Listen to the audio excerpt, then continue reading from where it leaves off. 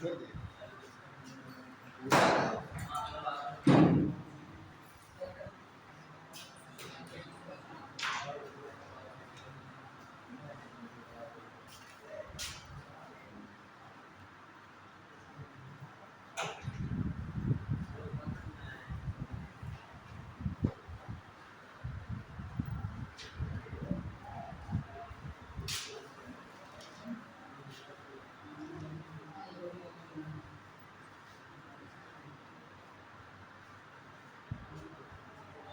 आज जो हमारा टॉपिक है वो रॉक्स शैली या चट्टान है। तो इसके अंतर्गत हम जो पढ़ेंगे सबसे पहले तो वो जानेंगे कि रॉक्स क्या होती है। What is the rocks, definition of rocks.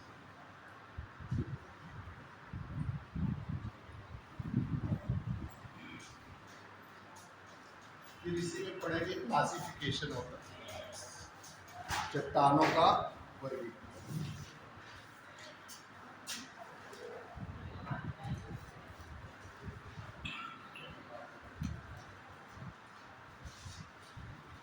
Classification of rocks में हम आपको 3 तरीके की रॉक्स बताएंगे: एग्नियस, साधने, सेडिमेंट, औषधि और मेटाबॉलिक रूपांतर। 3 तरीके की बताया है।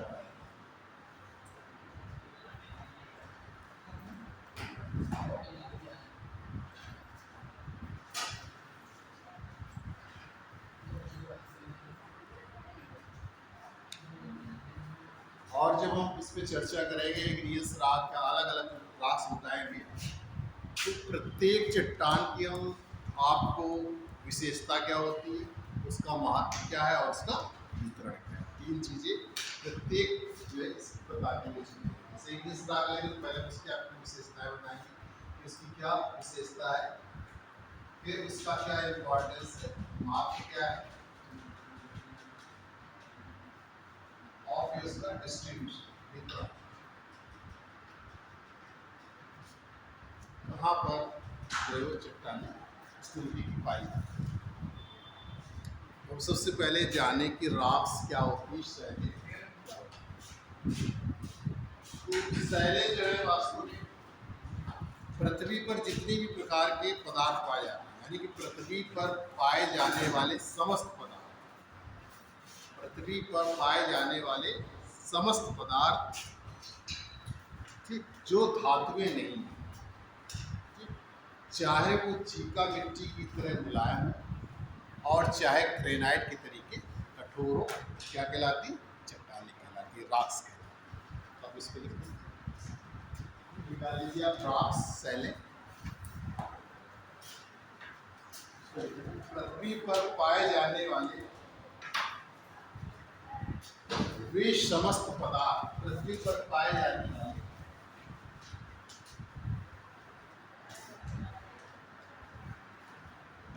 पृथ्वी पर पाए जाने वाले वे समस्त पदार्थ जो धातुएं नहीं है। पृथ्वी पर पाए जाने वाले समस्त पदार्थ जो धातुएं नहीं है,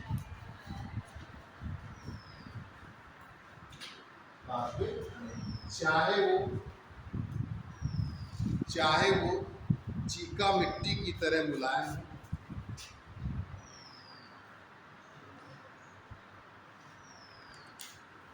चाहे वो चीका मिट्टी की तरह मुलायम हो, अथवा ग्रेनाइट की तरह कठोर हो, अथवा ग्रेनाइट की तरह कठोर हो, अथवा ग्रेनाइट की तरह कठोर हो, शैलें कहलाती हैं या चट्टानें कहलाती हैं। शैलें या चट्टानें कहलाती हैं। ये खनिजों का संयोग होती है, ये खनिजों का संयोग, यानी कि खनिजों से मिलकर बनी होती है।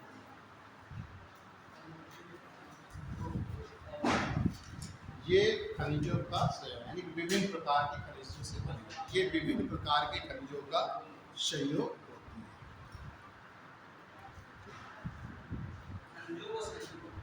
कई विभिन्न प्रकार के खनिजों का संयोग।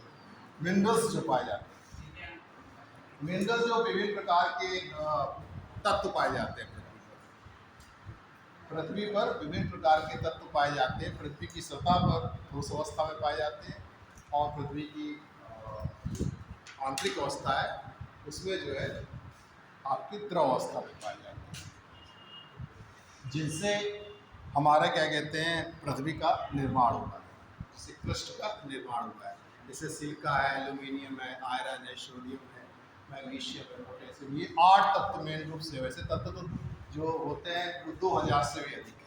पृथ्वी पर पाए जाने वाले तत्वों की संख्या 2000 से अधिक है, लेकिन 98% भाग जो है वो पृथ्वी का जो हमारे बना हुआ है वो जो है ये 8 जो हमने आपको तत्व बताए इन्हीं से मिलकर बना है। वास्तव में ये तत्व भी जो है स्वतंत्र अवस्था में नहीं पाए जाते, कई उसमें मिलकर जो है ये पदार्थ बनाते हैं सहयोग करके, जो मुख्य रूप से 6 में फेल्सपार है आपका, ठीक, माइका, इस तरीके की उसमें ग्रुप में हो जाते हैं। ये जो खनिज होते हैं, मिनरल्स होते हैं, इन्हीं के का जो संयोग होती है वो वास्तव में रॉक्स कहलाते हैं, चट्टाने कहलाते हैं। तो कभी कभी जो हमारे चट्टाने वो कभी कभी एक खनिज से भी बनी होती है और कभी कभी कई खनिजों से मिलकर भी बनी होती है। तो इसमें आगे लिख लें कि ये चट्टाने कभी कभी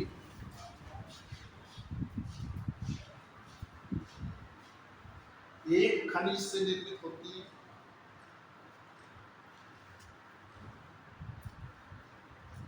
जैसे बालू का पत्थर, चूना का पत्थर। ये चट्टानें कभी कभी एक खनिज से निर्मित होती हैं, जैसे बालू का पत्थर, चूने का पत्थर इत्यादि। और कभी कभी कई खनिजों के संयोग से निर्मित होती हैं, कई खनिजों के संयोग से निर्मित होती हैं, जैसे ग्रेनाइट, फेल्सपार,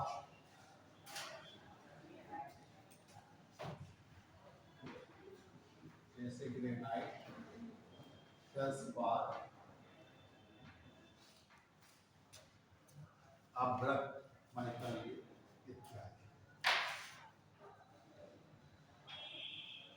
तो ये हमारी रॉक्स की जो एक सिंपल फेल्सपार, ये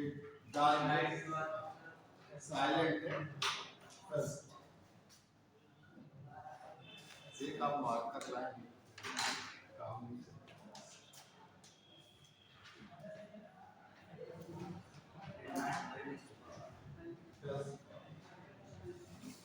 एक मार्कर ले नीचे मार्कर ले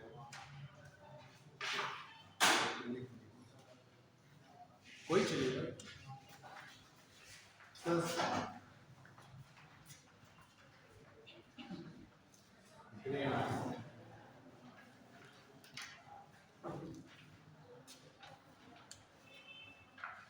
तो आप राख समझिए, राख वास्तव में कई खनिजों का संयोग होती है, डिफरेंट टाइप्स के जो मिनरल्स है उनके संयोग से बनती है।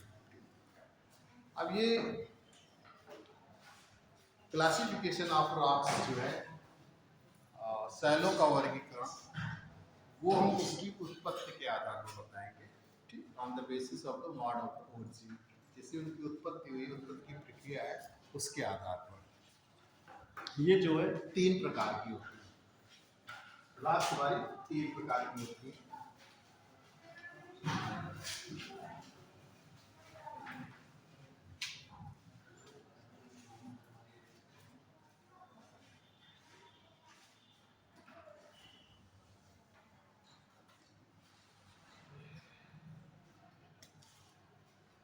पहली राख जो है वो ग्रेनाइट, जिसे सॉरी इग्नियस राख है, आग्नेय।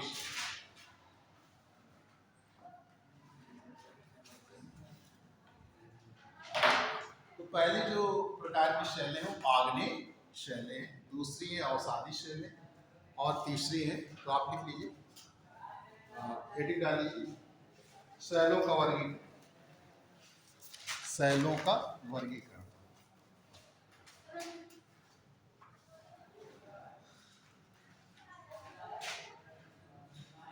इसमें लिखिए उत्पत्ति की प्रक्रिया के आधार पर, उत्पत्ति की प्रक्रिया के आधार पर शैलें 3 प्रकार की होती हैं। उत्पत्ति की प्रक्रिया के आधार पर, जैसे मान लो उत्पत्ति होती है तो किस प्रोसेस से वो बनती है, उसी के आधार पर ये 3 प्रकार की।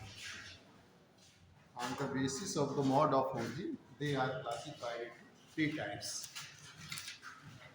उत्पत्ति की प्रक्रिया के आधार पर ये 3 प्रकार की होती है। पहला है, हेडिंग डाल लीजिए, पहले ऐसे लिखिए, पहला आग्नेश है, पहला नंबर 1 आग्नेश है, इग्नियस रॉक, इग्नियस रॉक। दूसरा अवसादी शैल, और तीसरा जो है रूपांतरित अथवा कायांतरित शैल। पहला इग्नियस रॉक आग्नेय शैल, दूसरा है अवसादी शैल सेडिमेंट्री रॉक्स, इसको परतदारी शैल भी कहते हैं, और तीसरा है मेटामॉर्फिक कायांतरित अथवा रूपांतरित शैल। अब हम एक एक पे चर्चा करेंगे। तो अब हेडिंग डालिएगा आग्नेय शैल, इग्नियस रॉक्स।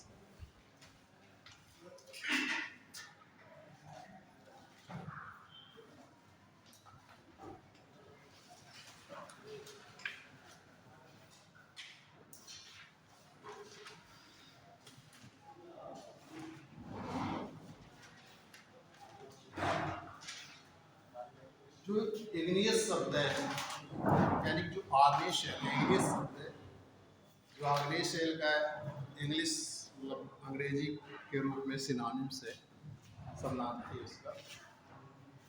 तो जो इग्नियस शब्द है वो लैटिन भाषा के इग्निस शब्द से उसकी उत्पत्ति हुई। ये इग्निस वर्ड जो है, igneous word is derived from the Latin word Ignis. Ignis शब्द से उसकी उत्पत्ति हुई। इग्निस अर्थ है फायर, आग। आप इसमें लिखेंगे इग्नियस शब्द की उत्पत्ति लैटिन भाषा के इग्निस शब्द से हुई है। इग्नियस शब्द की उत्पत्ति लैटिन भाषा के इग्निस शब्द से हुई है। लिखा हुआ है लैटिन भाषा के इग्निस शब्द से, इग्निस शब्द से हुई लैटिन भाषा, जिसका अर्थ है आग। Igneous word is derived from the Latin word ignis, which means fire.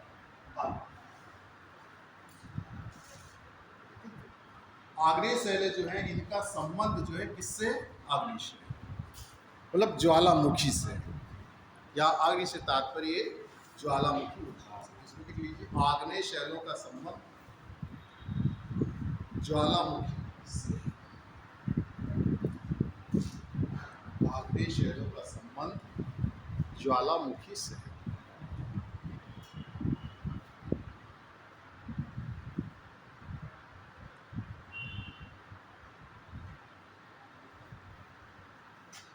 तो ज्वालामुखी उद्गार के पश्चात, देखिए ज्वालामुखी उद्गार के पश्चात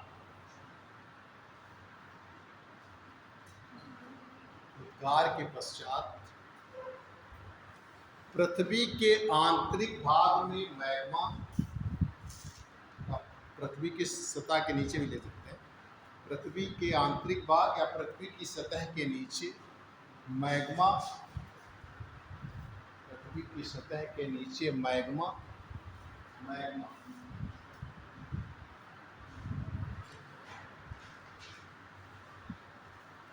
एवं पृथ्वी की सतह पर, पृथ्वी की सतह पर लावा के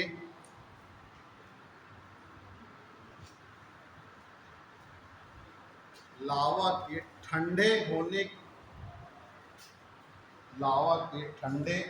होने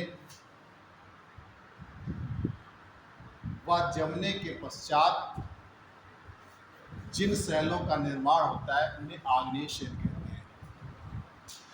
जिन शैलों का निर्माण होता है उन्हें आग्नेय शैल कहते हैं।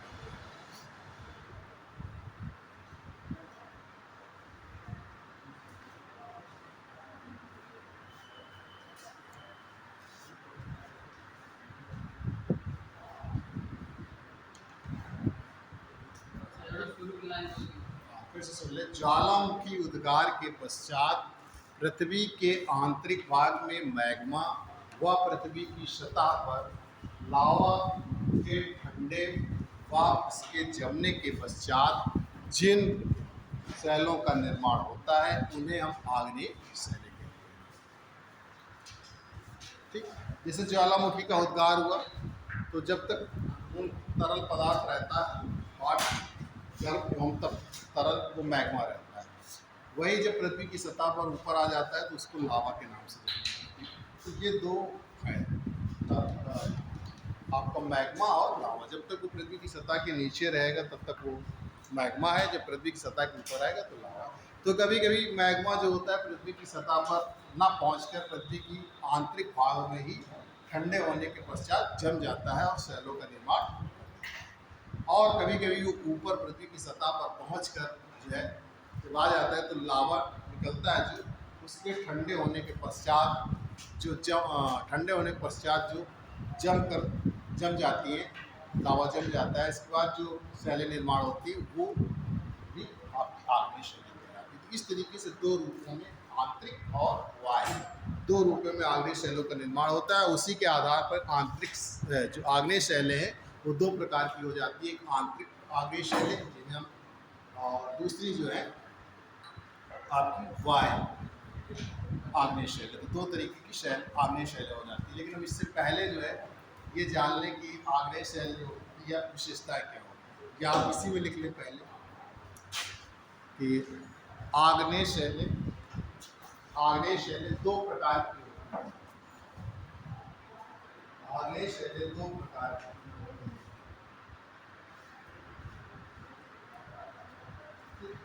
नंबर एक आंतरिक आग्नेय शैल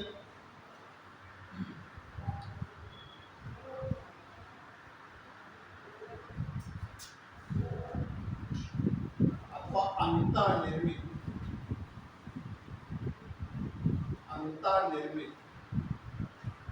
आग्नेय शैल। अंतर्निर्मित आग्नेय शैल इसको हम लोग इंट्रिंसिक रॉक्स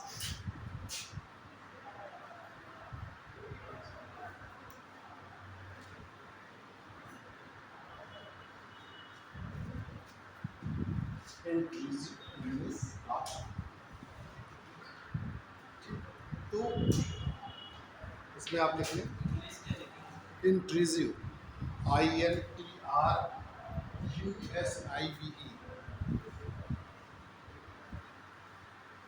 INTRUSIVE देखिए जब ज्वालामुखी उद्गार के पश्चात तप एवं तरल मैग्मा पृथ्वी की सतह के नीचे ही तप एवं तरल मैग्मा पृथ्वी की सतह के नीचे ही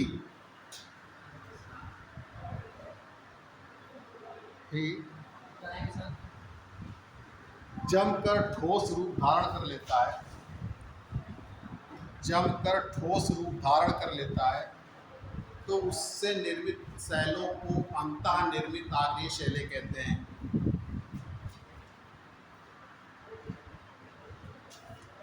अंतःनिर्मित आग्नेय शैलें कहते हैं। ये भी दो तरीके की होती है।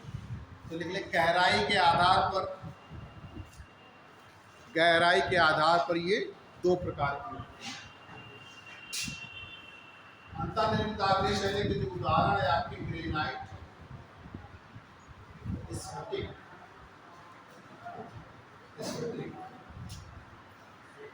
फेल्सपार।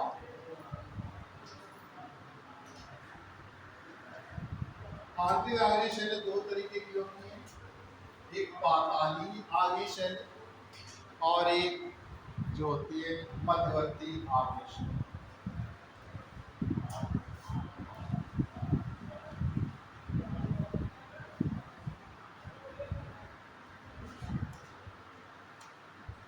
इसको कहते हैं प्लूटोनिक इग्नियस।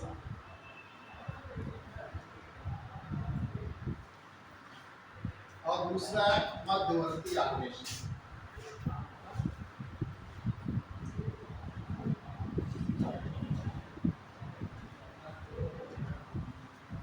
मध्यवर्ती आग्नेय शैल हाइपेबेशियल इग्नियस।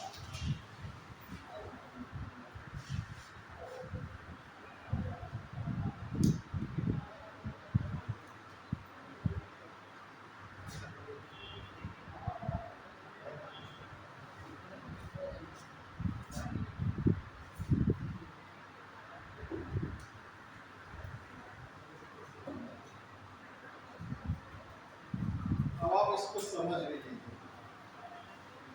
तो पाताली आग्नेय शैल को देखिए, उसमें लिख लीजिए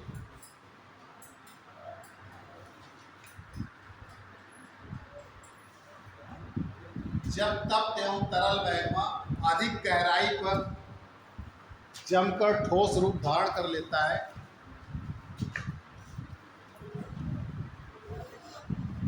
जब तप्त एवं तरल मैग्मा अधिक गहराई पर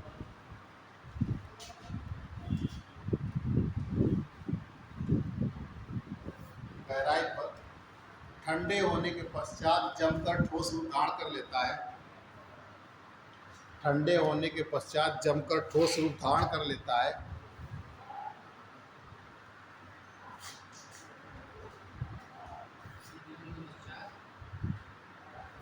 जमकर ठोस रूप धारण कर लेता है। पहले ठंडा होगा, फिर जमेगा, जब जम जाएगा तो ठोस रूप धारण कर लेता है। ठंडे होने के पश्चात जमकर ठोस रूप धारण कर लेता है।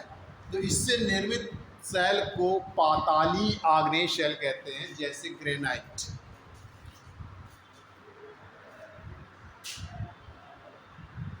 इसका एग्जाम्पल आपको ग्रेनाइट रॉक्स।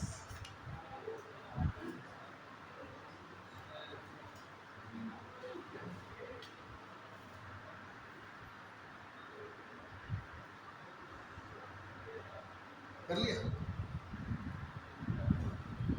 अभी हम आग्नेय शैल को आपको बताएंगे कैसे बनती है डायग्राम। अब इसी में है दूसरा मध्यवर्ती आग्नेय शैल, यानी कि पृथ्वी की सतह के नीचे, पृथ्वी पर ना पहुंचे, just below the earth surface, पृथ्वी की सतह के तुरंत नीचे, just below the earth surface. तो पृथ्वी की सतह के तुरंत नीचे, इसमें लिख लें जब तप्त एवं तरल, हेडिंग डाल लेंगे आप मध्यवर्ती आग्नेय शैल, जब तप्त एवं तरल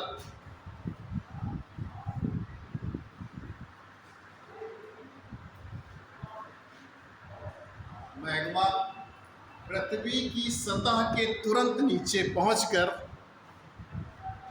पृथ्वी की सतह के तुरंत नीचे पहुंचकर, जब तप्त एवं तरल मैग्मा पृथ्वी की सतह के तुरंत नीचे पहुंचकर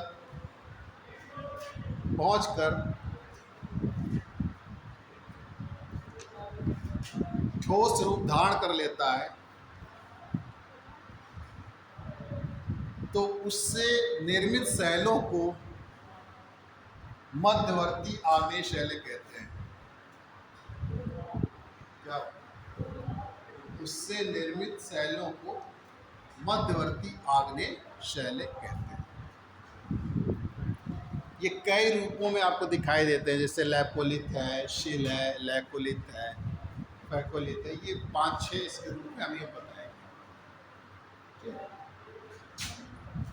फिर जो आपका दूसरा है इसमें, वो है वाय निर्मित आग्नेय शैल।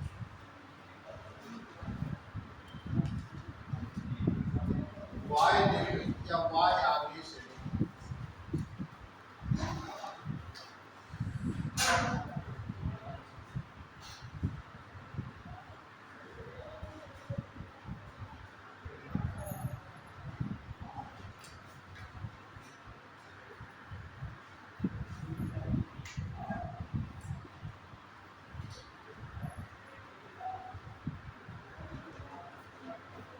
एक्सक्लूसिव igneous rocks, इसमें लिखिए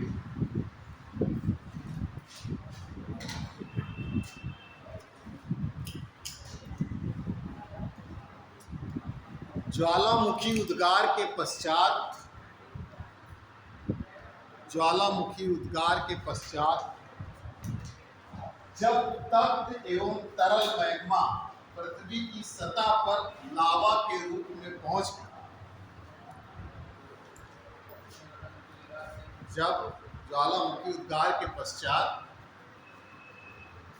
तप्त एवं तरल मैग्मा पृथ्वी की सतह के ऊपर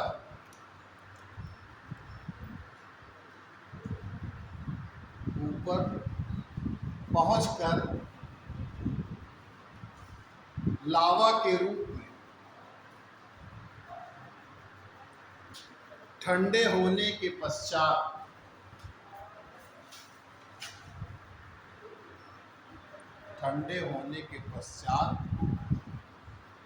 जमकर ठोस रूप धारण करने पर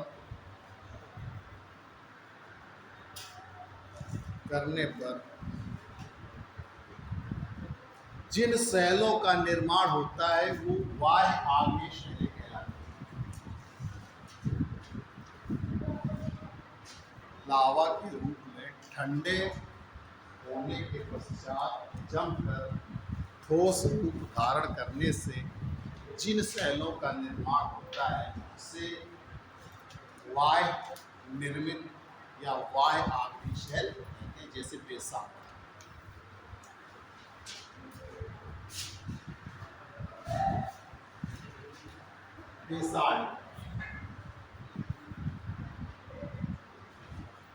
बेसाल्ट है, गैब्रो है, ऑब्सिडियन है। बेसाल्ट इम्पोर्टेंट अभी बताएंगे, आप पूरा सुन लीजिए फिर हम आपको मौका देंगे तब हम। मार्बल जो है आपको कायांतरित चट्टानों में आएगा, जब हमको पढ़ाएंगे वहाँ तक पहुँचेंगे तब हम पहले हम जितना बता रहे हैं आपको सुन लीजिए, फिर हम आपको बाद में मौका देंगे पूछने का। जो बात हमने ना बताई या आपको कहीं कंफ्यूजन हो तब आप पूछेंगे। एक क्रम से चल रहे हैं, ठीक। अब आप देखिए चट्टानें कैसे बनती है, रॉक्स कैसे बनती है। अभी तो आपने जो लिखा उसी को आप देखिए।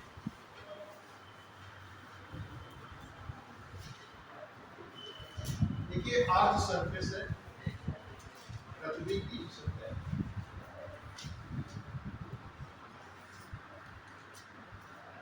अब ज्वालामुखी का उद्गार हो रहा है,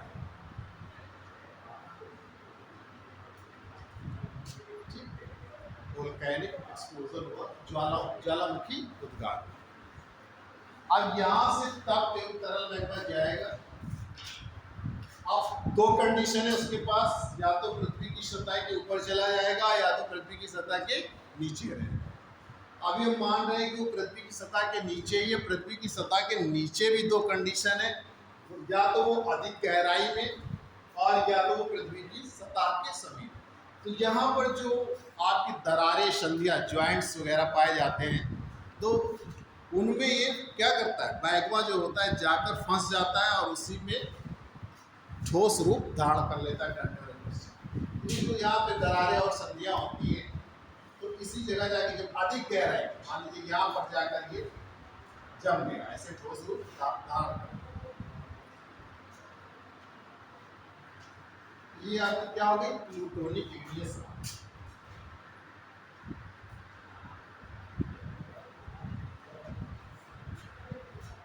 और जब ये ऊपर पहुंच जाता है लेकिन पृथ्वी की सतह के ऊपर नहीं आता, ठीक, पृथ्वी की सतह के तुरंत नीचे, just below the earth surface. यहाँ पे भी वही हाल है, जो संधियाँ हैं, ज्वाइंट्स हैं, दरारें हैं, उनमें ये जाकर फंस जाते हैं और कोई जगह तो है नहीं। अब यहाँ पर जब ये कहते थे हाइपोटेंशन मध्यवर्ती,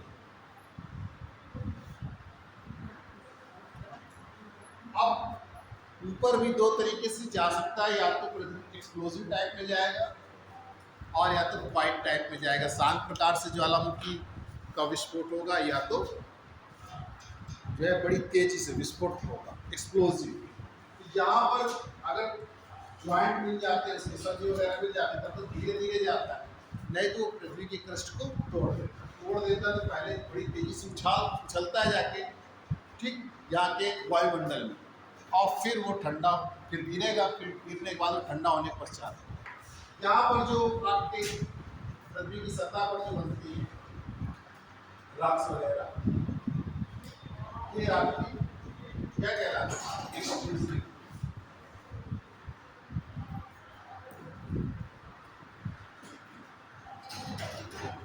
ये बाह्य आग्नेय शैली है और ये आंतरिक आग्नेय शैली है। आंतरिक आग्नेय शैली का हमने दो भाग बताया, प्लूटोनिक और हाइपोप्रेशर, यानी कि जो है पाताली, मतलब जो बहुत गहराई में। दूसरा हाइपोप्रेशर मध्यवर्ती, यानी कि ये बाह्य और जो हमारी पाताली आग्नेय शैली इसके मध्य में पड़ता है, इसीलिए इसको मध्यवर्ती आग्नेय शैली कहते हैं। Just below the earth surface. ये कई रूपों में होते हैं, अगर आप जानना चाहें तो मैं बता दूं, ये कई रूपों में जो है इनका शेप के आधार पर इसको नाम दिया गया है। जैसे ज्वालामुखी का उद्गार हुआ, अगर ये डोम शेप में आती है, ठीक, तो ये बैकवर्ड है। अब आप देखिए, बना लीजिए। अब इसे ज्वालामुखी का उद्गार होता है, अब ये जाकर जो है डोम से,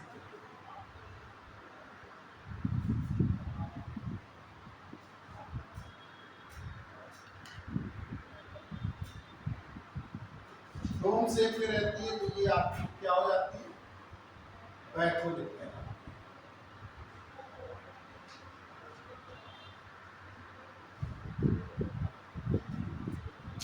ये इसके प्रकार मतलब नहीं है कि ये ज्वालामुखी के उद्गार, ये इसके रूप, कैसे ज्वालामुखी के उद्गार के पश्चात जो ये पृथ्वी की सतह के जस्ट नीचे तब तो तरल मैग्मा जमकर जब ठोस रूप धारण करता है, तो इस तरीके की आकार जो है, आकार के आधार पर इनको नाम दिया गया। तो ये जो डोम शेप होता है, गुंबद के आकार में जाकर हमारा ये जमता है, ठोस रूप धारण करता है, वो बैकवर्ड कहलाता है। आप बना लें गुंबद के आकार, ये बैकवर्ड कहलाता है।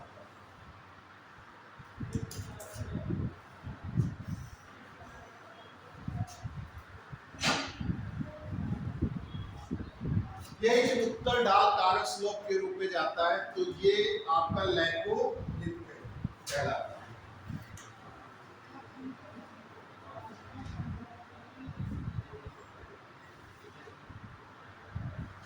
ये जब जाता है, इसको चाहे तो आप यहाँ नीचे बना सकते हैं। ये वास्तव में जब इरोजन हो जाता है, अच्छे हो जाता है, अपवर्तन हो जाता है, तब ये दिखाई देती है। जब ये कॉन्वेक्स स्लोप उत्तर ढाल के रूप में जब ये जमा होता है, उत्तर ढाल के, तब ये क्या कहलाती है? लैकोलिथ।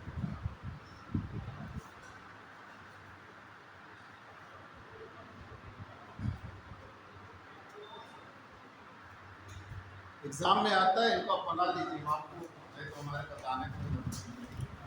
ये केवल आकार है, कैसे जमा होते हैं, वो पूछा जाता है कि जब मध्यवर्ती शैलों में जो जमाव है वो गुंबद के आकार में होता है, तो इसको क्या कहा जाता है? बैथोलिथ कहा जाता है। जब उत्तर ढाल के रूप में होता है तो लैकोलिथ कहा जाता है।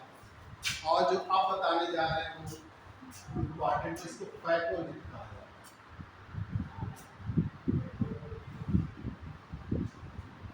ये हमारी एंटीक्लाइन और शिफ्टलाइन अपनत्य और अभिनय, हमने बताया था आपसे कि जब सैलों में मोड जो होता है, पार्श्ववर्ती दबाव डाले जाते हैं, लैटरल फोर्सेस लगते हैं, तो उनमें एक लहर नुमा आकृति उत्पन्न हो जाती है, जिससे कुछ भाग ऊपर उठ जाता है, कुछ भाग नीचे धस जाता है। ऊपर उठे हुए भाग को एंटीक्लाइन कहते हैं, अपनत कहते हैं,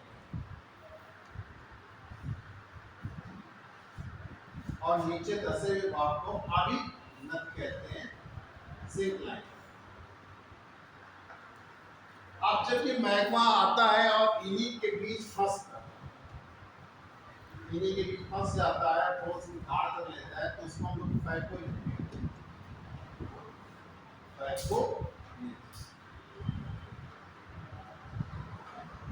मोस्ट इम्पॉर्टेंट है। बहुत जब एंटीक्लाइमेक्स अपनत और अवनत में फंस कर मैग्मा ठोस रूप धारण कर लेता है, तो किस प्रकार की आकृति का निर्माण होता है? तो फैको।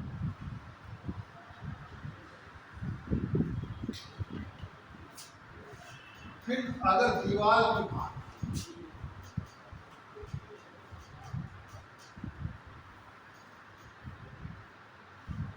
जब इसका जवाब आएगा तो दीवार की भाग होता है, ये टाइप कहलाता है।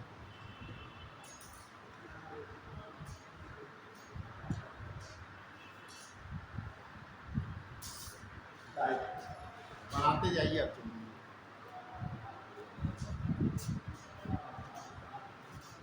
और जब बाउल शेप में होता है, कटोरे के आकार में तस्तरी हुआ, तो उसको बैठो तब उसको लोग लैपल लिखते हैं।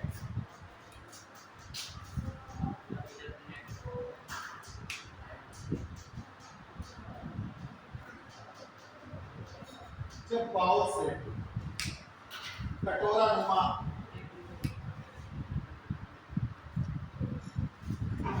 तब इसको लैपल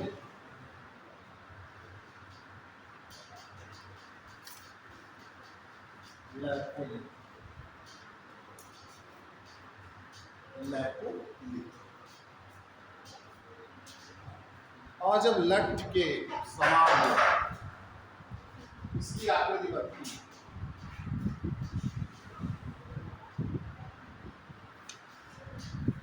जैसे यहाँ पे जमा हो, उसको सिल नाम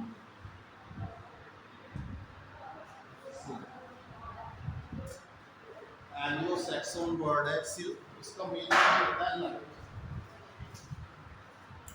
तो इस तरीके से हॉरिजॉन्टल रूप में इसका जमा होता है, जो आपने लठ देखी होगी, तब उसको सिल कहते हैं।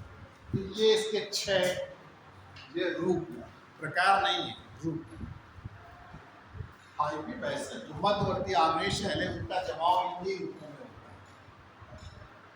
तो आपसे पूछा जाता है कि जब गुंबद के आकार में जमा होता है तो क्या कहलाता है? तो लैकोलिथ कहलाता है। ठीक, जब उत्तल ढाल के रूप में होता है तो लैकोलिथ। जब श्रृंखला अपनत और अवनत में फंसकर फसुलताड़ करती है तो वो फैकोलिथ कहलाती है। सबसे इम्पोर्टेंट, सबसे ज़्यादा आता है। ठीक, जब खड़ी दीवार के रूप में जमा होता है तो डाइक कहलाता है। जब कटोरे के आकार में तस्तरी नुमा आकार जमा होता है तो उसको लैकोलिथ कहते हैं। और जब लठ नुमा और जेंटल क्षैतिज होता है उसे हम सिल कहते हैं। ये 6 इसके आकार रूप, इसको हम लोग फॉर्म ऑफ हाइपोब्रसिक रॉक्स में मध्यवर्ती शैलों के रूप, प्रकार नहीं है, रूप। ध्यान रखिएगा इस बात।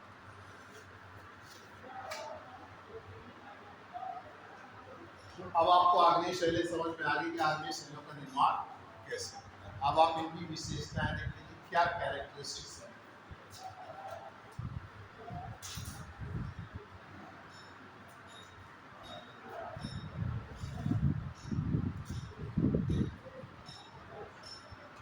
कर लिया, इसको बना लीजिए जल्दी से। फिर हम आग्नेय हेडिंग डाल लें, आग्नेय शैलों की विशेषताएं, कैरेक्टरिस्टिक्स ऑफ इग्नियस रॉक्स। आग्नेय शैलों की विशेषताएं। अब यहाँ से जाने के बाद क्वेश्चन भी अपने देख लिया करेंगे जो आए होंगे, जो टॉपिक आपको पढ़ाया जाता है उसके क्वेश्चन जरूर देख लिया करिए, तब आपको समझ में आएगा कि हमने कितना गेन किया, कि क्या चीज़ हमारी छूट रही है और हमें क्या पढ़ना चाहिए था। तो आप उसको पूछेंगे तो फिर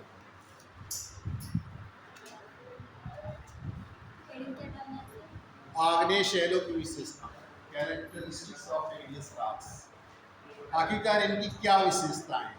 तो वास्तव में जितना भी आपने देखा इसी से इनकी विशेषताएं भी पता चल जाती हैं। तो पहली विशेषता क्या है कि इनका संबंध किससे है? ज्वालामुखी से। तो इनका संबंध या ज्वालामुखी से संबंधित है। दे आर रिलेटेड, ज्वालामुखी से संबंधित। लिखो बेटा, क्यों बेटा समझ में नहीं आ रहा है? लिख लो तो प्रोफेसर के लिए हो। ये ज्वालामुखी से संबंधित होती है। दूसरा है कि ये प्राथमिक चट्टानें होती हैं। ये प्राथमिक चट्टानें होती हैं। They are primary rocks. सबसे पहले इन्हीं चट्टानों की उत्पत्ति हुई है, इसीलिए इनको क्या कहते हैं? प्राथमिक चट्टानें। सबसे पहले इन्हीं चट्टानों की उत्पत्ति हुई, इसलिए इनको प्राथमिक चट्टानें कहते हैं। They are known as primary rocks. फिर ये पैतृक चट्टानें भी कहलाती हैं, पेरेंट्स रॉक्स कहलाती हैं, क्योंकि अन्य शैलों की उत्पत्ति प्रत्यक्ष व अप्रत्यक्ष रूप से इन्हीं शैलों से हुई। तो आप तीसरा लिख लीजिए, ये पैतृक चट्टानें भी कहलाती हैं। They are also known as parent rocks. ये पैतृक चट्टानें भी कहलाती हैं, क्योंकि अन्य चट्टानों की उत्पत्ति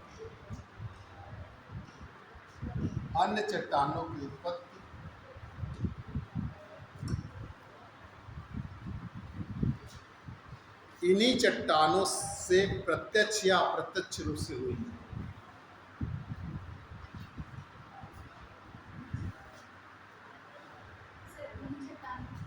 इन्हीं चट्टानों से प्रत्यक्ष या अप्रत्यक्ष रूप से, डायरेक्ट और indirect, directly or indirectly the other rocks are originated from these rocks। ठीक, तो इसीलिए इनको पैतृक चट्टानें कहा जाता है, पेरेंट रॉक्स कहा जाता है, क्योंकि जो अन्य चट्टानें हैं जैसे अवसादी है, मेटामॉर्फिक रॉक्स है, ये सब इन्हीं से उत्पन्न हुई। फिर इनमें जो है जीवांश नहीं पाए जाते, जीवाश्म नहीं पाए जाते।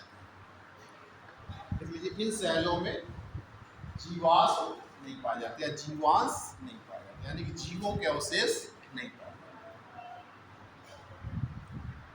इन शैलों में जीवों के अवशेष नहीं पाए जाते। फॉसिल मतलब नहीं पाए जाते, फॉसिल्स आर, क्योंकि इनका जो तापमान होता है इतना अधिक होता है कि इसमें सब कुछ जलकर राख हो जाता है। हाँ, तो इनका तापमान बहुत अधिक।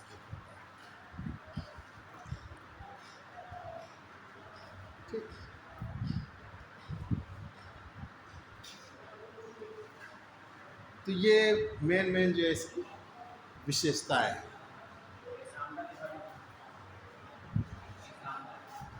एग्जाम्पल भी सबके अपने बताएं, यही तो एग्जाम्पल। कैसा एग्जाम्पल आप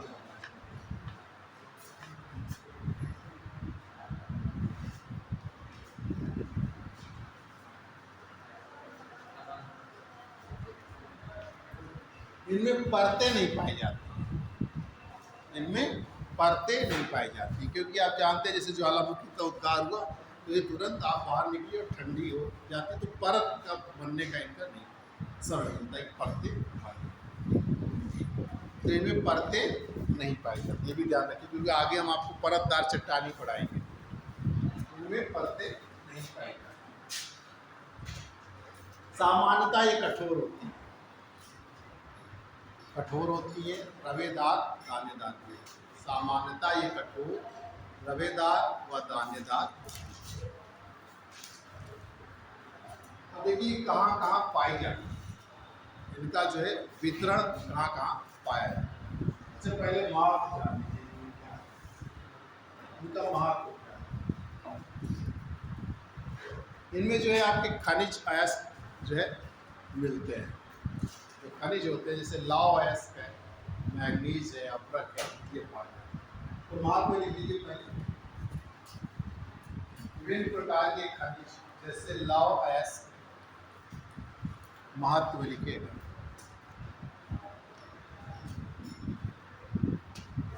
विभिन्न प्रकार के खनिज जैसे लौह, मैग्नीज, अभ्रक इत्यादि पाए मैग्नीज, अभ्रक, लौह इत्यादि पाए मतलब विभिन्न प्रकार के खनिज पाए जाते हैं। खनिज तो पाए जाएंगे क्योंकि आपको बताया गया कि खनिजों का शरीर, खनिजों का मिश्रण।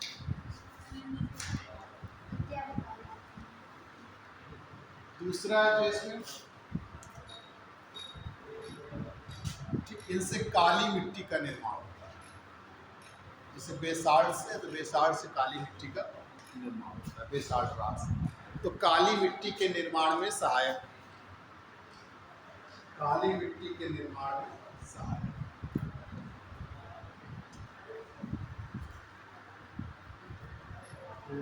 ग्रेनाइट जैसी कठोर चट्टानों का निर्माण आप भवन निर्माण में करते हैं। तो ग्रेनाइट का उपयोग भवन निर्माण में किया जाता है।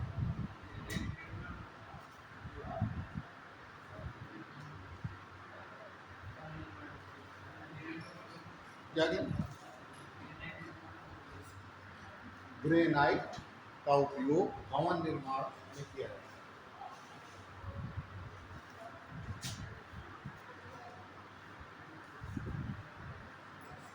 देखिए इनका वितरण कहाँ पाया जाता है, जैसे प्रायद्वीपीय पठार है। जैसे आप घर बनवाते हैं उसमें ग्रेनाइट, हाँ भवन निर्माण, जैसे आप ग्रेनाइट के पत्थर लगवाते हैं अपने यहाँ, बात देख रही है इनके कहाँ पाए जाते हैं, इनका वितरण देखिए। प्रायद्वीपीय पठार, प्रायद्वीपीय पठार, प्रायद्वीपीय पठार, छोटा नागपुर का पठार, भारत में प्रायद्वीपीय पठार, छोटा नागपुर के पठार,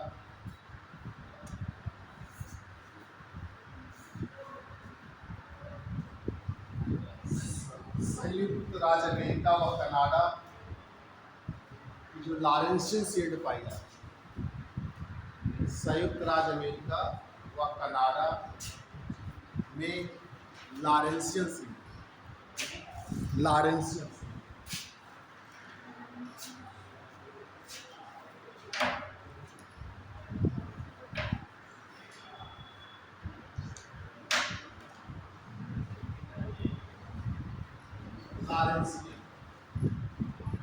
सीड जो पाई जाती है,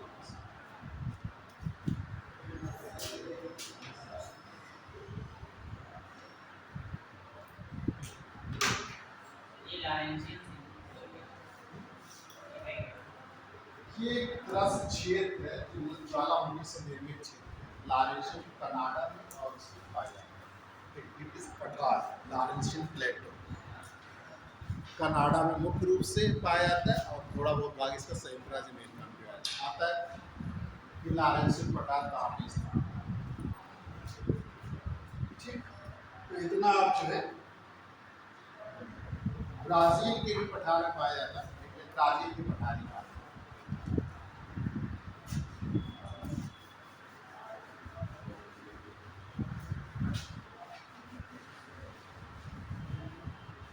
दूसरी अभी डालेंगे अवसादी चट्टानें।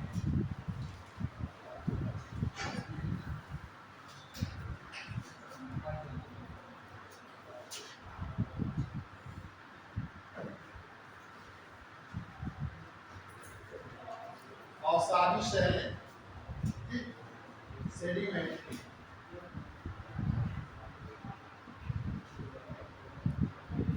या इन्हीं को हम लोग परतदार चट्टानें भी कहते हैं, लेयर्ड रॉक्स भी कहते हैं।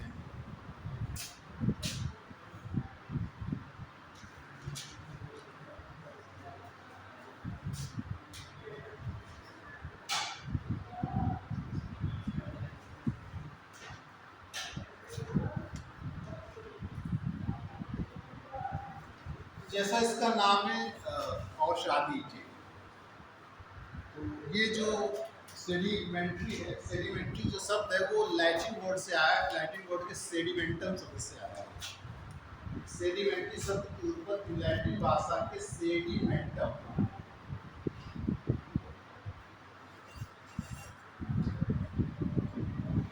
सेडिमेंटम शब्द से हुई।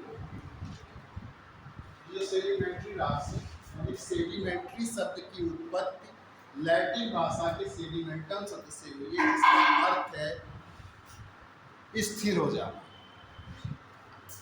स्थिर हो जाना या बैठ जाना या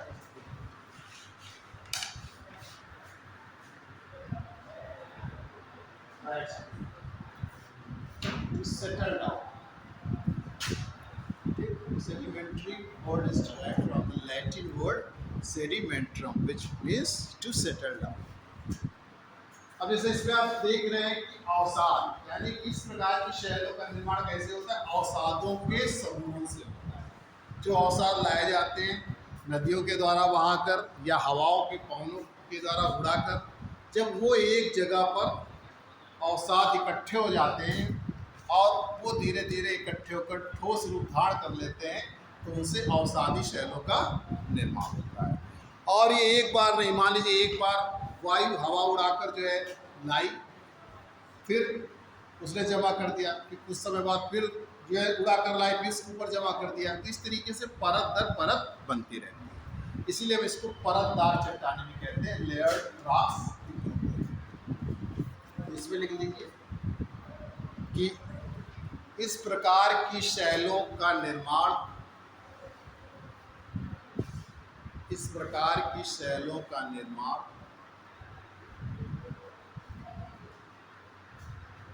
अवसादों के समूहन के पश्चात होता है, अवसादों के समूहन के पश्चात होता है।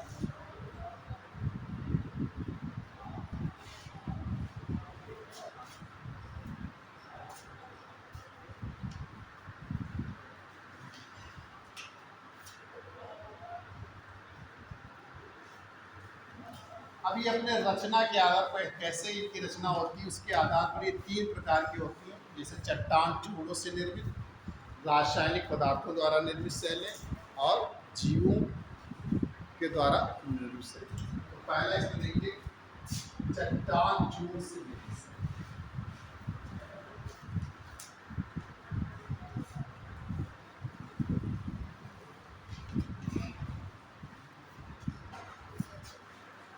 प्लास्टिक रॉक,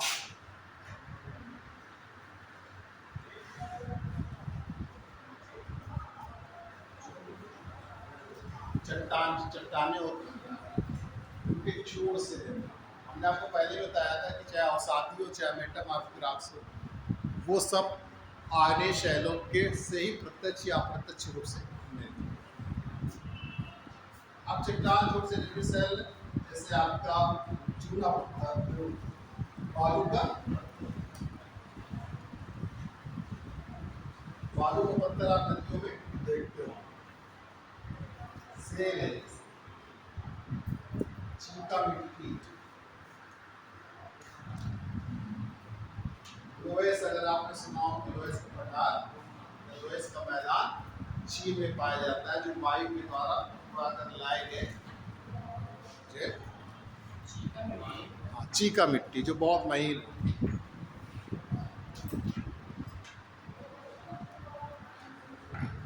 बालू पत्थर, अगर ठोस नदी के किनारे आप गए हो तो वहां देखेंगे बड़े बड़े पत्थर पड़े हैं। दूसरा इसी में रासायनिक पदार्थों से निर्मित,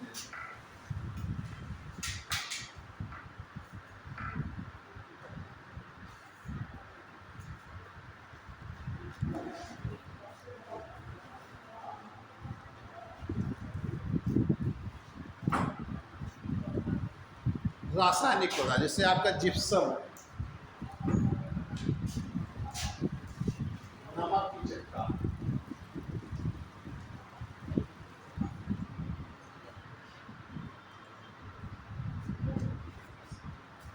ये रासायनिक पदार्थ से। फिर जैविक तत्वों से मिक्स,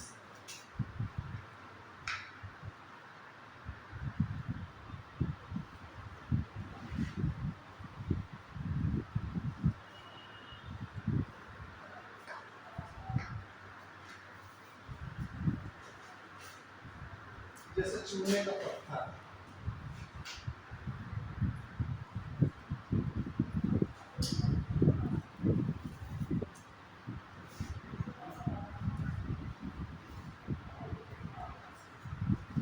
कोयला है,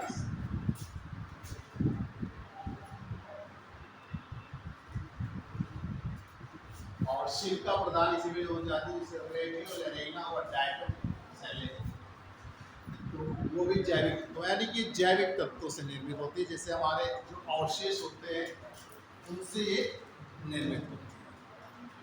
कैल्शियम, चूने का पत्थर कैल्शियम कार्बोनेट रहता है।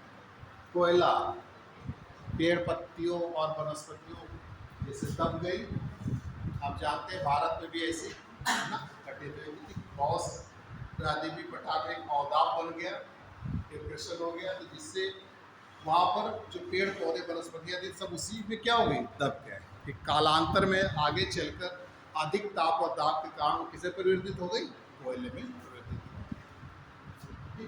इसी तरह सिलिका प्रधान रहती है, रेडियो लेरिना जीवों से बनती है, टाइटन जीवों से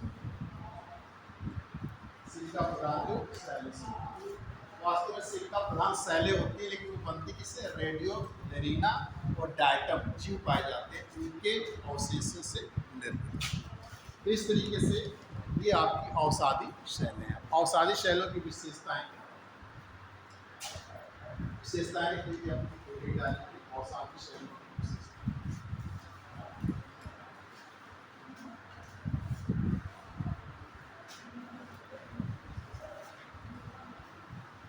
तो पहला तो यही है कि ये औषधों के समूहन से निर्मित होता है। विशेषता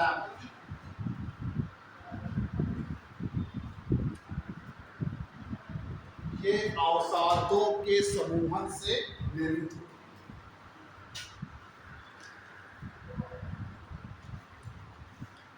ये औषधों के समूहन से निर्मित होता है। इनमें परतें पाई जाती हैं, इनमें परतें पाई जाती हैं।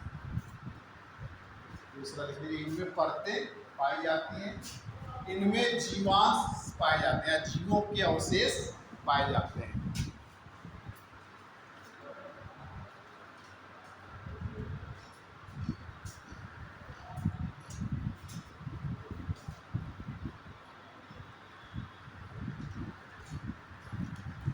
ये संगठित अथवा असंगठित दोनों हो सकते हैं। जैसे लोहेस वगैरह देखे, बालू वगैरह देखे जाके तो असंगठित रहते हैं। वहीं बालू का पत्थर जाके देखे आप, जुड़ा हुआ चूने का पत्थर, ये संगठित अथवा असंगठित दोनों हो सकते हैं।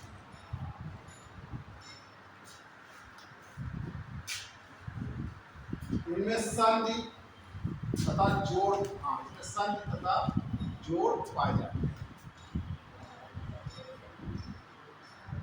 संधि तथा जोड़ पाए जाते हैं।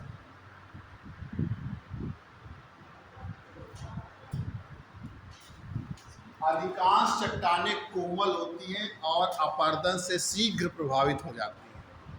अधिकांश चट्टानें कोमल होती हैं, जो राक्स होती है कोमल, मतलब अपरदन से बहुत जल्दी प्रभावित हो जाती है। अधिकांश चट्टानें कोमल होती हैं और अपरदन से शीघ्र प्रभावित हो जाती हैं।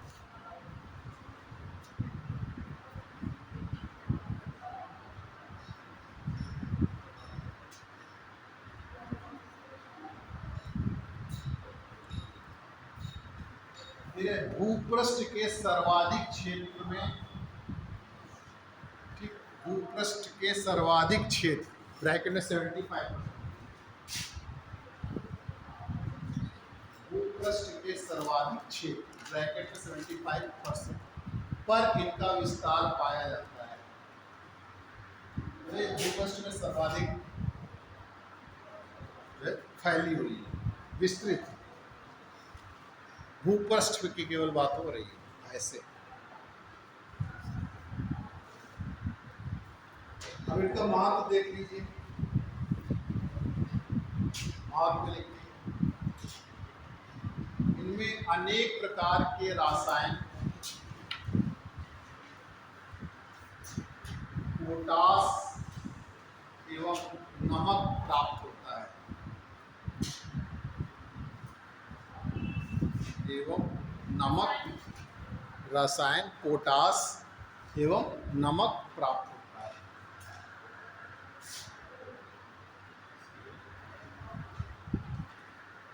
दूसरा इसमें इनसे कोयला और पेट्रोल की प्राप्ति होती है। कोयला और पेट्रोल इसी प्रकार की राशि आता है क्वेश्चन, किस प्रकार की शैलों से कोयला और पेट्रोल प्राप्त होता है। तो इनमें से कोयला और पेट्रोल की प्राप्ति होती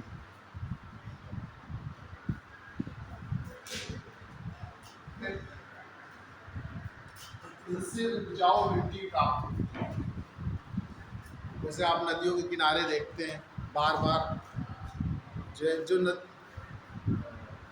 जो आप देखते हैं नदियों के किनारे बाढ़ के मैदान देखते हैं, वो सब अवसादों का ही समूह है। प्रत्येक मिट्टी बहा कर लाई गई, नदी के किनारे जलोढ़ मिट्टी होती है, जलोढ़ मिट्टी एलुअल सॉइल, जो जलोढ़ों के द्वारा बनती है, तो जलोढ़ मिट्टी कहलाती है, एलुअल सॉइल कहलाती है। तो चूंकि प्रत्येक वर्ष लाई जाती है, तो नदियों के किनारे जितना जाएंगे उतनी वो उपजाऊ मिट्टी रहती है। पांगर और खाकर अभी उस दिन आपको, तो इससे उपजाऊ मिट्टी प्राप्त होती है। इसीलिए नदी घाटी सभ्यताओं का विकास भी होता है। तो ये शैलें जो होती है नदी घाटी सभ्यताओं के विकास में भी सहायक होती है। लिख लीजिए, नदी घाटी सभ्यताओं के विकास में सहायक होती है। नदी घाटी सभ्यताओं के विकास में सहायक होती है।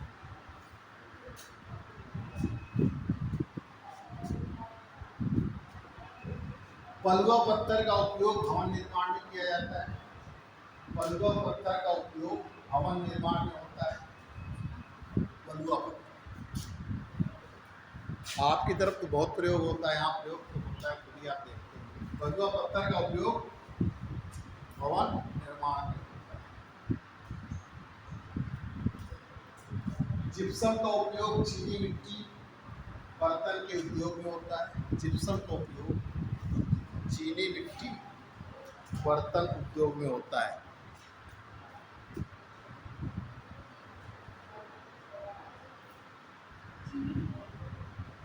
उद्योग चीनी मिट्टी के बर्तन के उद्योग में होता है। अब इनका देखिए कहाँ कहाँ वितरण पाया जाता है, तो वितरण लिख लीजिए। प्रायद्वीपीय पठार में,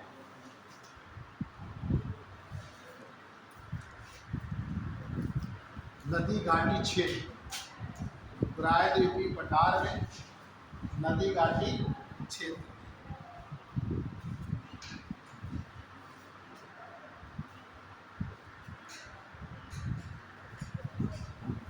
इनका विस्तार पाया प्रायद्वीपीय पठार में, और नदी घाटी जो भी क्षेत्र है सब में इसका विस्तार पाया।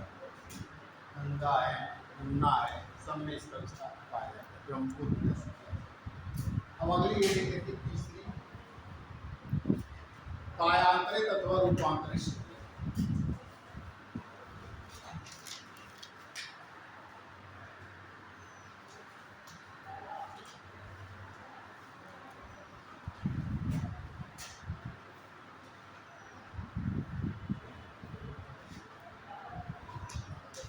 कायांतरित अथवा रूपांतरित, मेटामॉर्फोसिस।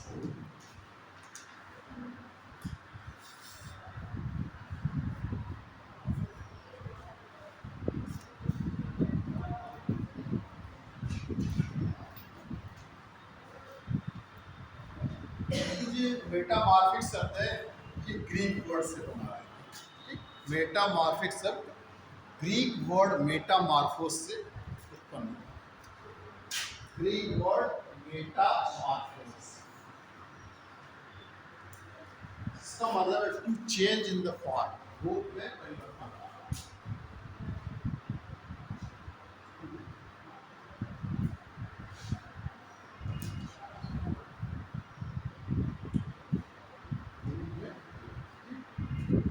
मेटामॉर्फिक शब्द की उत्पत्ति ग्रीक भाषा के मेटामॉर्फोस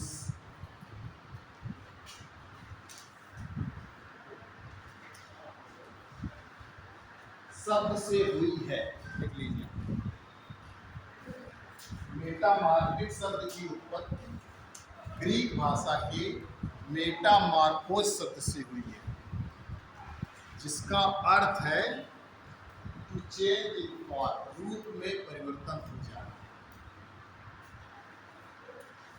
इसीलिए इसका नाम पड़ा है रूपांतरित चट्टानें, रूप में परिवर्तन हो जाना। कायांतरित चट्टानें, उसकी काया यानी कि शरीर में परिवर्तन हो जाना, इसलिए इसका नाम पड़ा है कायांतरित अथवा रूपांतरित चट्टान। अब ये परिवर्तन होता कैसे है?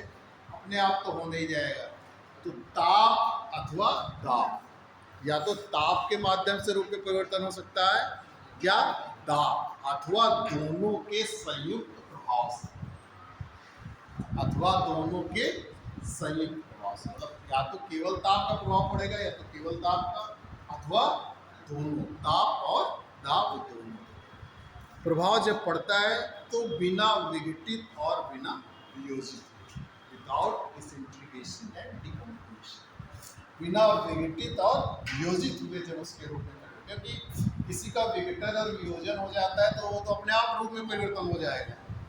तो इसमें एक कंडीशन है बिना विघटित और वियोजित।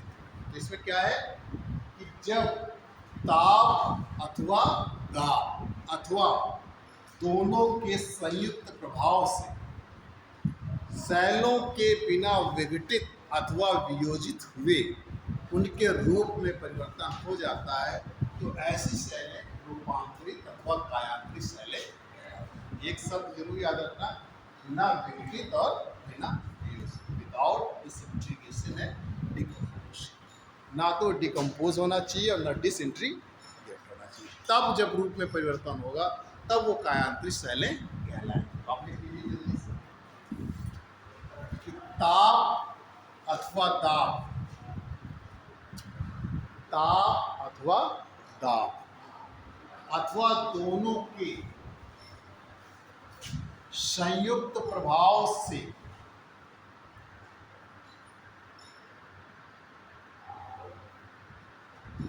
शैलों के बिना विघटित और वियोजित हुए, शैलों के बिना विघटित एवं बिना वियोजित, शैलों के बिना विघटित एवं वियोजित हुए जब शैलों के रूप में परिवर्तन हो जाता है, शैलों के रूप में परिवर्तन हो जाता है, तो ऐसी शैलें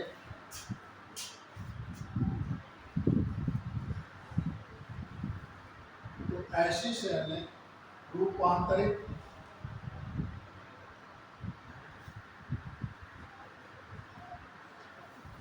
शैलें कहलाती हैं। ऐसी शैलें रूपांतरित शैलें कहलाती हैं।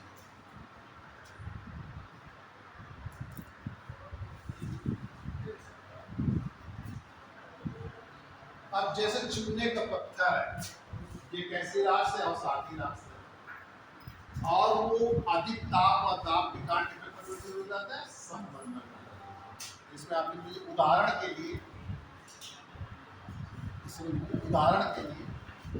इसका उदाहरण बता दें। उदाहरण के लिए अधिक ताप व दाब के कारण चूने के पत्थर का संगमरमर में परिवर्तित हो जाना।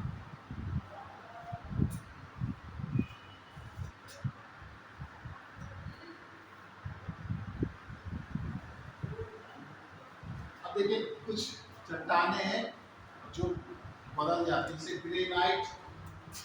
कैसे हो जाती हैं? कैसे हो जाती हैं सब चीज़? पता है, तो अधिक ताप और दाब, जैसे आप दबाव भी लगाते हैं तो ताप बढ़ता है, तो अधिक ताप और दाब के कारण परिवर्तित हो जाता है। इसलिए इसमें एक शर्त लगी कि बिना विघटित नहीं होना चाहिए, ना वियोजित होना चाहिए। जब उनके रूप में परिवर्तन हो जाएगा अधिक ताप और दाब के कारण, तो वो रूपांतरित शैलें। ग्रेनाइट जो है, ग्रेनाइट बीज में बदल जाता है।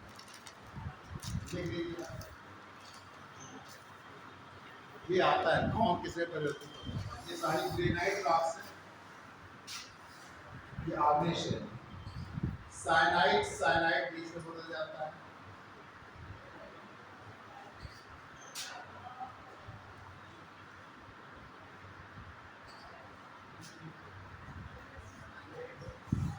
गैब्रो जो है सर्पेंटाइन में बदल जाता है।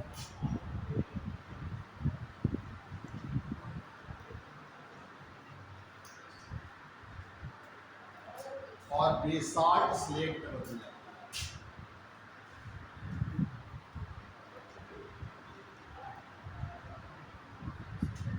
यहाँ पे सब आग्नेय है।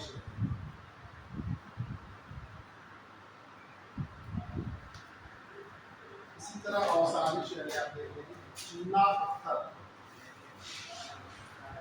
लाइमस्टोन, संगमरमर, मार्बल में बदल जाता है।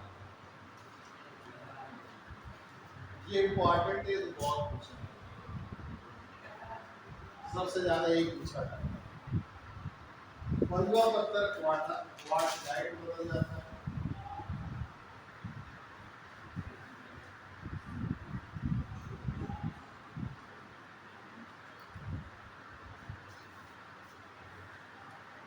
लिग्नाइट कोयला आपका एंथ्रेसाइट कोयला में बदल जाता है।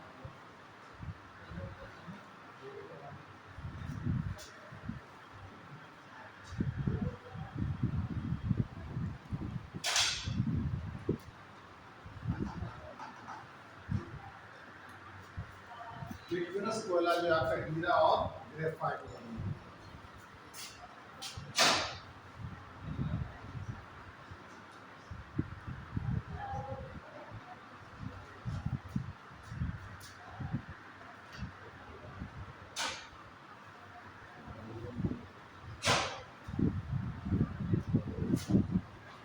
ये आपके ओसाइड्स।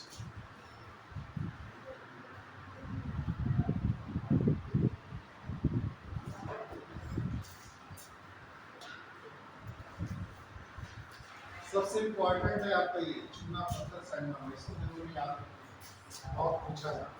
सर कैसे पूछा जाता है, क्वेश्चन कैसे बन के आएगा? पूछा जाता है संगमरमर किसका परिवर्तित रूप है।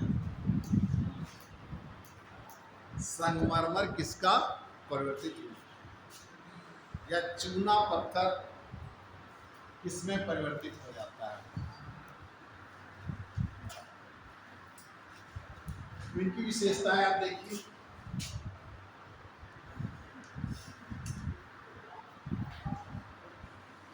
सर बहुत पढ़ा लिया। बस बात में 1.5 घंटा हो गया। विशेषताएं सुन लीजिए। ये विटमिनस आपको राक्स हमने एक दिन में पढ़ा दिया है, वैसे तो 2 दिन में पढ़ा दिया, वैसे भी 2 घंटे 1.5 घंटा बराबर हो ही जाता है। चलिए क्या कोई बात नहीं, अब आप आज खत्म करना नहीं, 5 मिनट हो गए। अब इनकी विशेषताएं क्या होती हैं, आप समझ ही रहे हैं कि ये किससे प्रभावित होती है, ताप और ताप से। ताप से। पहली विशेषता लिख लीजिए, ये ज्यादा नहीं, इनके निर्माण में इनके निर्माण में ताप व दाब का गहरा प्रभाव रहता है। इनके निर्माण में ताप व दाब का गहरा प्रभाव रहता है।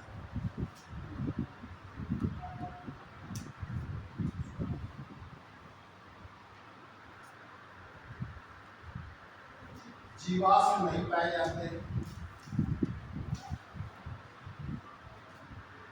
जीवाश्म नहीं पाए जाते। सैलों के खनिज संगठन में परिवर्तन हो जाता है। तीसरा लिख लो।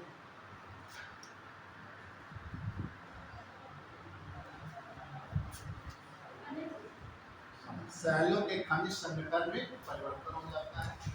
छिद्र नहीं पाए जाते हैं। चौथा, ये आपको मतलब यूपीएससी वाले मेंस में लिखते हैं ना, उसी के हिसाब से। सैलों के खनिज संगठन में परिवर्तन हो जाता है, मतलब उनका जो खनिज का संगठन रहता है वो परिवर्तन। छिद्र नहीं पाए जाते हैं।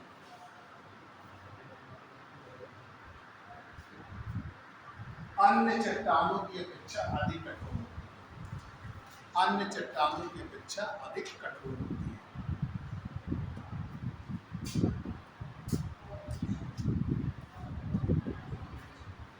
अब महत्व देखो, इन चट्टानों का क्या महत्व है। देखिए, इन शैलों में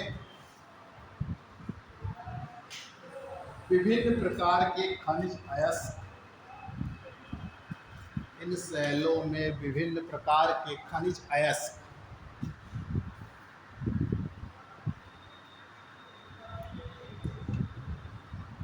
जैसे क्रोमियम, सोना, विभिन्न प्रकार के खनिज अयस्क जैसे क्रोमियम, सोना, चांदी, ग्रेफाइट, यूरेनियम आदि पाए जाते हैं। सोना, चांदी, ग्रेफाइट, यूरेनियम आदि पाए जाते हैं।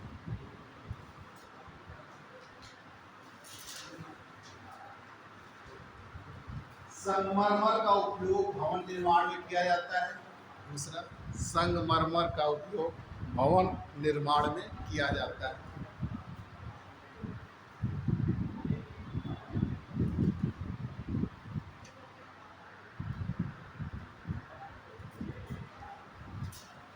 क्वार्ट्जाइट का उपयोग,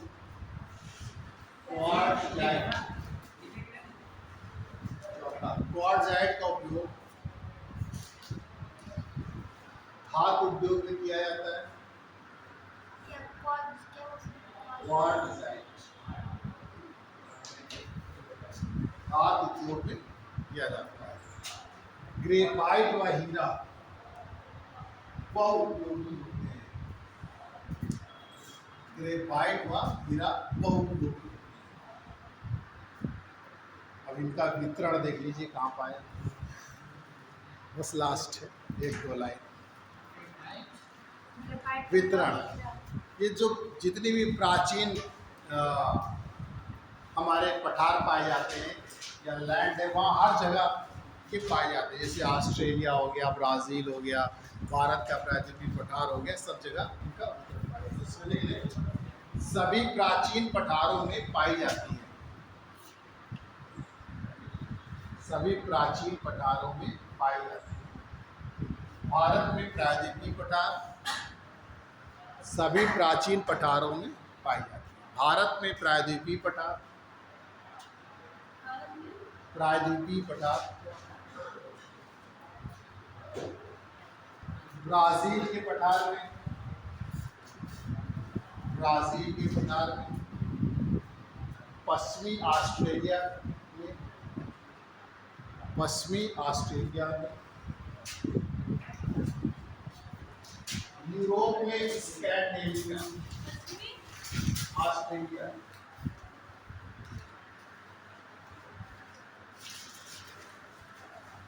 यूरोप में स्कैंडिनेविया क्षेत्र में।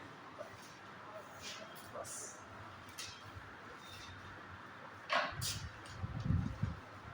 ये आप रॉक्स का पूरा जो है, आपसे क्वेश्चन पूछ लें जो आए हुए हैं।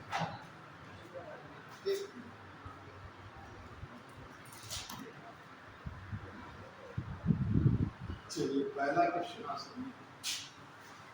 आग्नेय शैलों के बारे में कौन से कथन सही है, ये आपको बताना है। तो आप ध्यान से सुनिए, ये हम नोट कर लीजिए। आग्नेय शैलों के विषय में कौन से कथन सही हैं या नहीं। एक रह गया, एक से। तो पहला लिखिए, इनका संबंध ज्वालामुखी से है।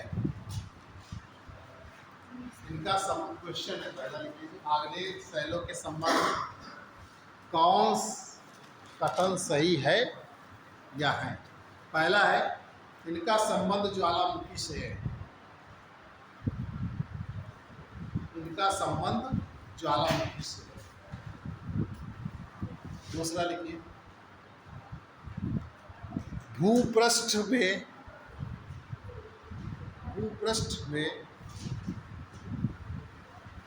इनका विस्तार सर्वाधिक पाया जाता है। भूपृष्ठ में इनका विस्तार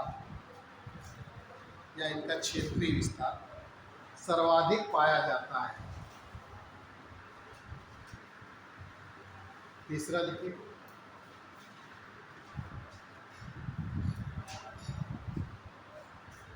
ये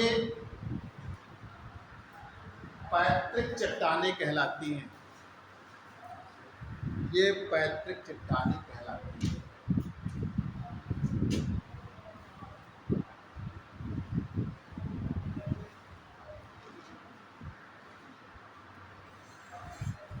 फिर है, इसमें जीवाश्म पाए जाते हैं। इसमें जीवाश्म पाए जाते हैं।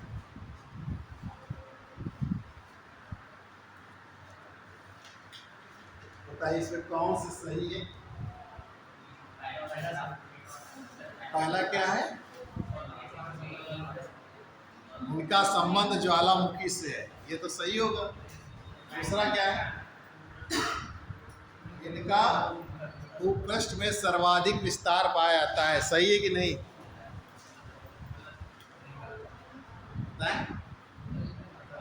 हाँ, गलत है। अवसादी शैलों का सर्वाधिक क्षेत्रीय विस्तार पाया जाता है। फिर अगला, ये पैतृक चट्टानें कहलाती हैं, सही है। फिर अगला, इनमें जीवाश्म पाए जाते हैं, गलत। अब आप दूसरा क्वेश्चन सुनिए। जब तप्त एवं तरल मैग्मा अपनति और अभिनति में फंसकर जमने के पश्चात ठोस रूप धारण कर लेता है तो वो कहलाता है बैथोलित, लैकोलित, लैपोलित और फैकोलित। क्या हो? फैको, सही बता रहे हैं? फैकोलित बता नहीं रहे वापस। फिर अगला सुनिए कि जब तप्त एवं तरल मैग्मा एक खड़ी दीवार के रूप में जमकर ठोस रूप धारण करता है तो उससे कौन सा आकार बनता है? चलिए, ये आपको क्लियर है। अब अगला सुनिए। मेटामॉर्फिक रॉक का हमने आपको बताया कि संगमरमर वाला क्वेश्चन बहुत ज़्यादा आता है कि संगमरमर किसका परिवर्तित रूप है। फिर अगला सुनिए, किस कारण, किसकी वजह से, कौन से कारण की वजह से चूना पत्थर संगमरमर में परिवर्तित हो जाता है। या दूसरी तरीके से सुनिए कि चूना पत्थर के संगमरमर में परिवर्तित होने के लिए उत्तरदायी कारक हैं। पहला है ताप, सुन लीजिए। दूसरा है दाब, तीसरा है दोनों, चौथा है इनमें से कोई नहीं। दोनों होगा, ताप हो। वो अगर आपको कुछ पूछना हो, ठीक है, फिर आप इसको बंद कर लें।